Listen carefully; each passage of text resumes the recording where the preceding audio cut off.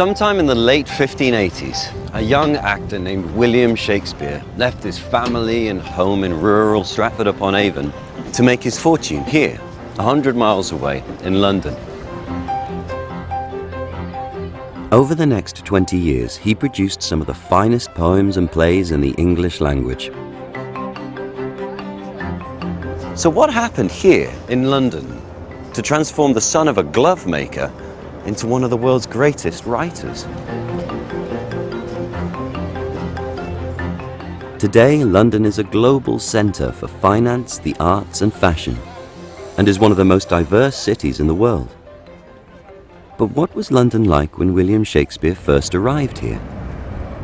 It was obviously a much smaller city. Much of the activity was focused on the City of London, which is now the financial district. The rest of London was not very much developed. The West End didn't exist. Covent Garden was still a garden.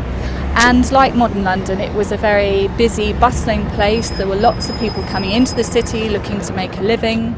It was a very diverse population, lots of immigrants, different social classes living closely together, the very rich to the very poor.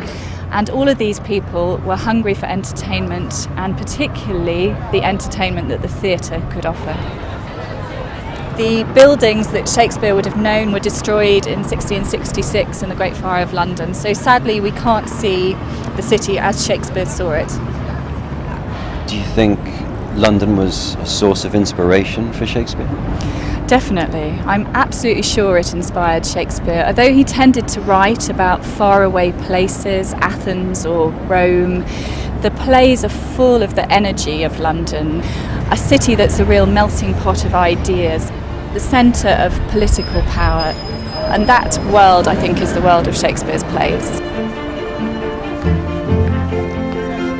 In his first decade in London, Shakespeare built up a reputation as one of the country's most successful playwrights.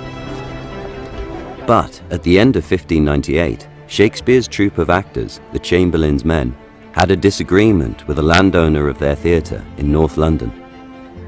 So, in the middle of the night, they took the theatre apart, brought the wood piece by piece down to the banks of the River Thames, floated every single piece of wood across the water and brought it here to Southwark, an area of London where the land was cheaper, and rebuilt the theatre and called it the Globe.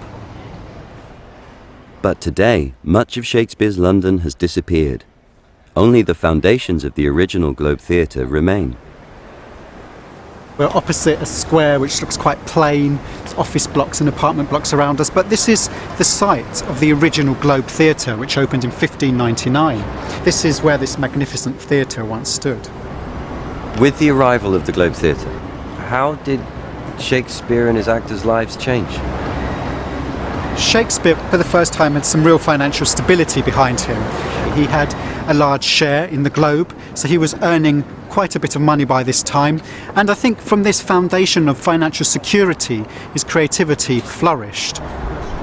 During the first 6 or 7 years of the opening of the Globe, he produces some of his most memorable plays, including the great tragedies, Hamlet, Othello, King Lear and Macbeth. What was their working daily life like here? Shakespeare would have been working very hard indeed, because plays changed very, very often. This meant Shakespeare would have written plays very quickly and under very demanding conditions. Shakespeare continued his playwriting almost until he died in 1616. But his work lived on thanks to his friends who saved many of his plays in a book now known as the First Folio.